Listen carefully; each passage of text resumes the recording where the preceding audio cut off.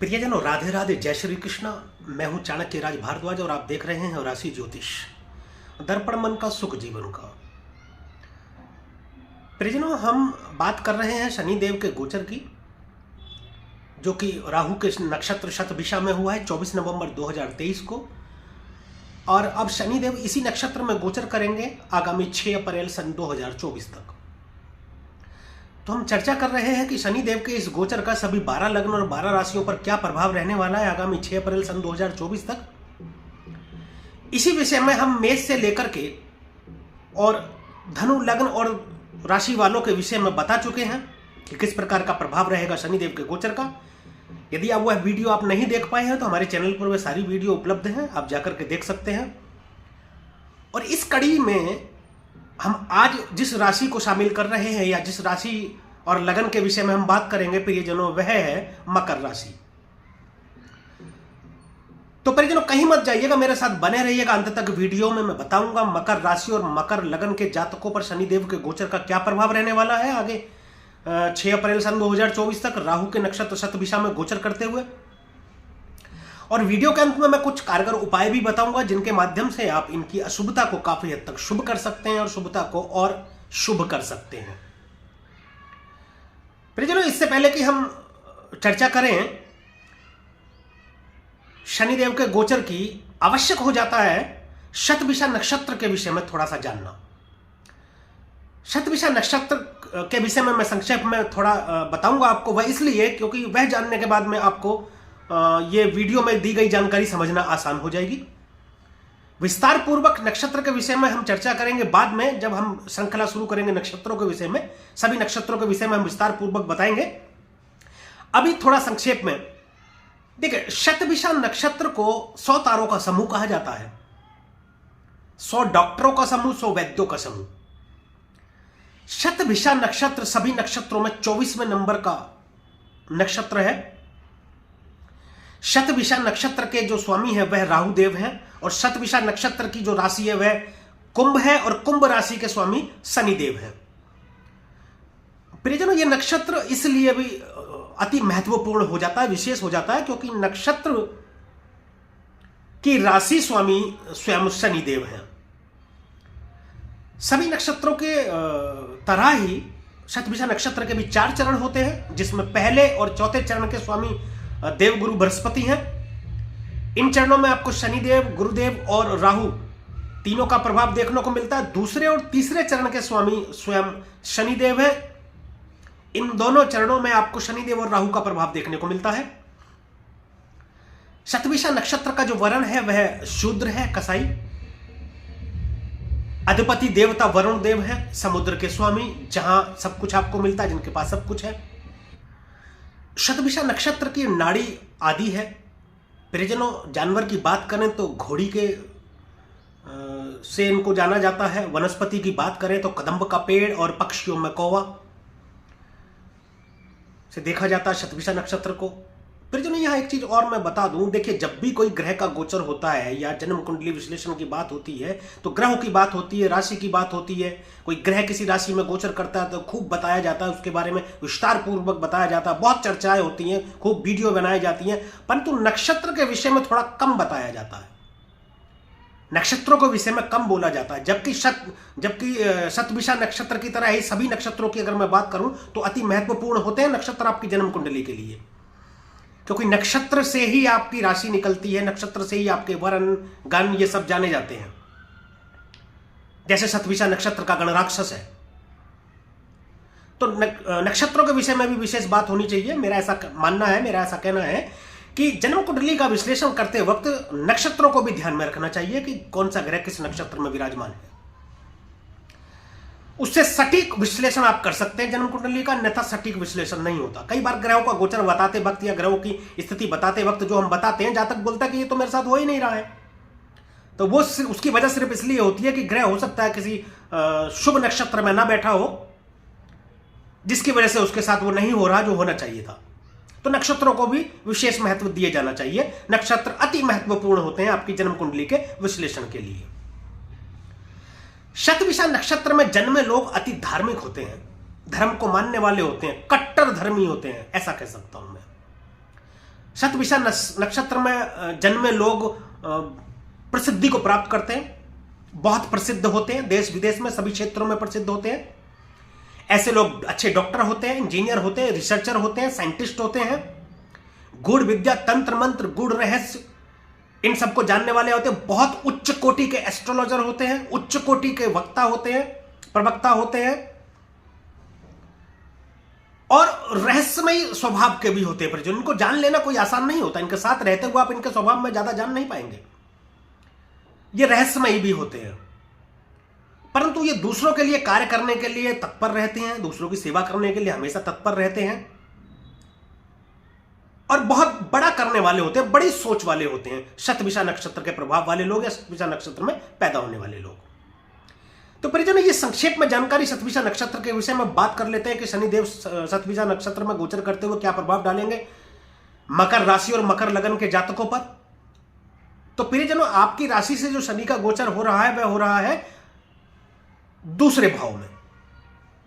दूसरा भाव प्रियजनों धन का भाव है, वाणी का भाव है, कुटुंब का भाव है। धन मतलब पैतृक संपत्ति जो आपको मिलने वाली है, जो आपको मिली है, वह धन। देखिए, आपकी राशि से तीसरे भाव में राहु गोचर कर रहे हैं तो वहां का भी प्रभाव मिलेगा, क्योंकि इनका संबंध बन जाता है नक्षत्र में गोचर करते हुए शनि से, तो राहु वहां का प्रभाव भी देंगे। राहु जहां पर बैठते हैं वहां पर बढ़ोतरी करते हैं, यानी उसके प्रभाव को बढ़ा देते हैं। जिस ग्रह के भी साथ होते हैं उसके प्रभाव को बढ़ा देते हैं। द्वितीय भाव में वैसे भी शनि विराजमान होकर के अच्छा फल प्रदान करते हैं।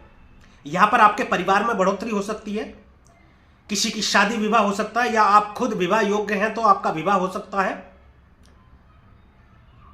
या संतान उत्पत्ति यानी घर में कोई नया मेहमान आ सकता है, कोई आपके कुटुंब में बढ़ोतरी होगी, आपके परिवार में बढ़ोतरी होगी। वाणी आपकी बहुत शानदार हो जाएगी, अति शुद्ध वाणी हो जाएगी आपकी, अच्छा बोलेंगे, अच्छे विचार मन में आएंगे। धन संबंधी यदि कोई परेशानी आपके आ रही थी पहले, या पैतृक संबंधी में कोई विवाद चल रहा था तो विवाद खत्म हो जाएगा, और पैतृक संपत्ति भी आपको मिलेगी, अति शुभ फल यहां पर आपको मिलेगा। बैंक से रिलेटेड यदि कोई, फाइनेंस से रिलेटेड यदि कोई कार्य आपका फंसा हुआ था या कहीं आपका धन फंसा हुआ था, वह धन आपको मिलने की संभावनाएं बढ़ जाएंगी। प्रियजनों, यहां से शनिदेव की पहली दृष्टि, जो तीसरी दृष्टि है, वह चतुर्थ भाव में जाती है। चतुर्थ भाव सुख का भाव कहा जाता है, संपूर्ण सुख, संपूर्ण सुखों की प्राप्ति यदि देखनी होती है तो हम चतुर्थ भाव को देखते हैं।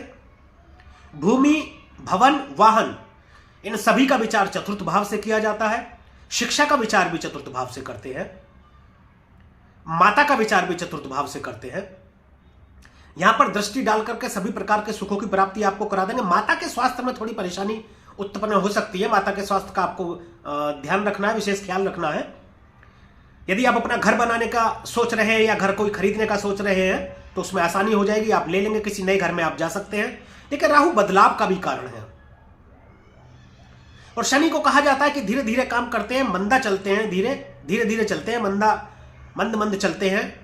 लेकिन राहु के नक्षत्र में आ जाने के बाद में आपके कार्यों में तेजी आ जाएगी। राहु जब भी करते हैं बड़ा करते हैं, राहु को चाहिए ही चाहिए एट एनी कॉस्ट, और बड़ा चाहिए। तो किसी घर में भी यदि आप शिफ्ट होने वाले होंगे तो बड़े घर में शिफ्ट होंगे आप, कोई बड़ी गाड़ी खरीदेंगे आप, आपके पास कोई छोटी गाड़ी है तो बड़ी गाड़ी खरीद लेंगे आप, ऐसा प्रभाव देखने को मिलेगा। परिजनों, शनिदेव की सप्तम दृष्टि आपके अष्टम भाव में जाएगी। यहां एक विशेष बात है आपके लिए कि अष्टम भाव में गुरुदेव की पंचम दृष्टि और शनिदेव की सप्तम दृष्टि, यानी कि गुरु और शनि की संयुक्त दृष्टि अष्टम भाव में है आपके। शनिदेव दूसरे घर में बैठ करके अति आस्थावादी हो जाते हैं, आस्थावादी बनाते हैं, आपको धर्मवादी बनाते हैं, गुरु का सम्मान करने वाला बनाते हैं, या बोले तो गुरु के सामने नतमस्तक होते हैं। तो गुरुदेव तो पहले ही आपके चतुर्थ भाव में बैठ करके अच्छा फल प्रदान कर रहे हैं। काल पुरुष की कुंडली के अनुसार चतुर्थ भाव में गुरु उच्च के होते हैं, और अष्टम भाव जो होता है ऑकल्ट का भाव कहा जाता है, आयु का विचार यहां से करते हैं, मृत्यु का भाव कहते हैं, परंतु अचानक का भाव भी है। और राहु भी अचानक से धन देने के लिए जाने जाते हैं। गुरुदेव की दृष्टि होने के कारण और राहु की भी दृष्टि हो जाने के कारण अष्टम भाव में अचानक से आपको कहीं से धन लाभ की प्राप्ति होगी। जैसे कहते हैं कहीं से गड़ा धन, या किसी ने आपके नाम पर प्रॉपर्टी कर दी हो जो आपको अचानक से पता चले, परिवार में किसी ने कहीं करा हो, किसी ने, या आपके नाम धन करके या छोड़ करके गए हो, वह आपको मिल जाए, या आपका कहीं पैसा फंस गया था बड़ी मात्रा में तो वो पैसा आपको मिल जाएगा, बहुत तेजी से मिलने की संभावनाएं बढ़ जाएंगी। बहुत अच्छे ज्योतिषी हो सकते हैं आप, अष्टम भाव में दृष्टि डाल करके ऐसा करेंगे। आप बहुत अच्छे ज्योतिषी बन सकते हैं इन दिनों। गूढ़ रहस्य, गूढ़ विद्या पढ़ने में रुचि बढ़ जाएगी, ज्योतिष से संबंधित पुस्तकें पढ़ने में रुचि बढ़ जाएगी। परिजनों, इनकी दसम दृष्टि जा रही है लाभ भाव में, यानी कि 11वें भाव में।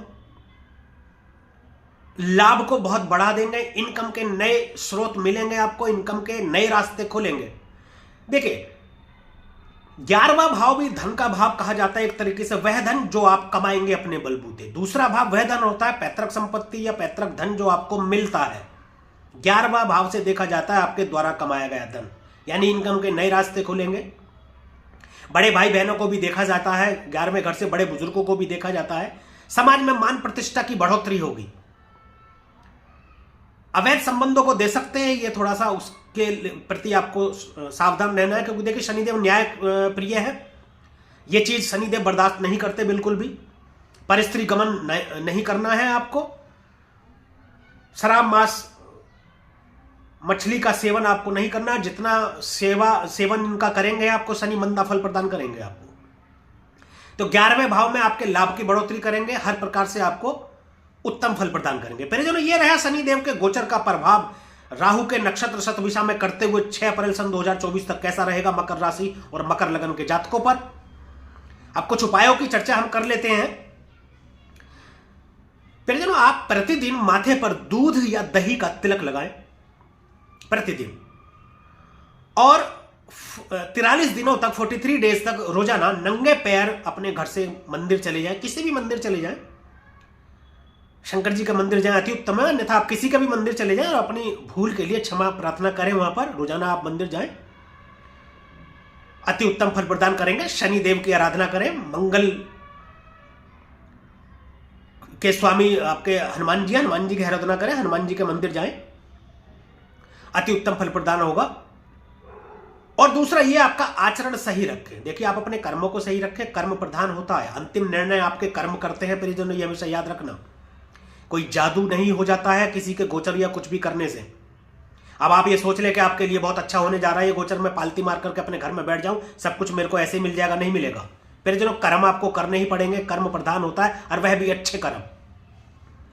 अच्छे कर्म करेंगे, किसी के बारे में बुरा नहीं सोचेंगे,